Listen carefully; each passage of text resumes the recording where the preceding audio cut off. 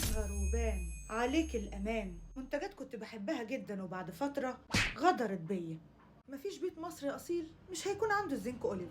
ممتاز في الترطيب، ممتاز بعد الشيفنج، ممتاز بعد الليزر، ممتاز في ان هو يمنع احتكاك الفخدين او يمنع العرق او اي مكان ضيق او حتى تحت الابطين. بيقلل من الاحمرار والتهاب الجلد والاسمرار الناتج عن احتكاك الجلد مع بعضه. حاجة كده اخر حلاوة. ده غير كمان حجمه وسعره اللي ينافس حاجات كتيرة جدا في السوق. مشكلتك ايه يا ميرا معاه؟ انه بيفصل يا جماعه. واكتر من حد سالني يعني ايه بيفصل. يعني الزيت بيتفصل عن الكريم، تيجي تنزليه تلاقي زيت الزيتون اللي موجود فيه بينزل لوحده في ايدك. لا انت بجد بقى زهروبان. ريفولوشن. ما هذا؟ من احلى مرطبات البشره الدهنيه والمختلطه. معرفش، فجاه لقيته جامد زي ما انتوا شايفين، وبيلزق كده وبيطلع في الايد. مش كريم،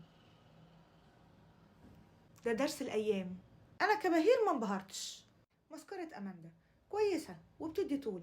الفرشه بتاعتها مش اسهل فرشه ممكن حد يستخدمها لو عينه صغيره.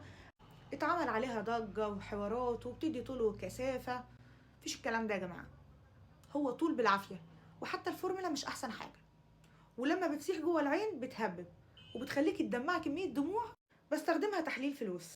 جايه تربيني عشان احرم اشتري اي حاجه ترند وخلاص. وفي رايي ام ان يا باشا ما اثرتش معاكي في اي حاجه. او روحي الاسنس لان فرق السعر بينهم مش كبير.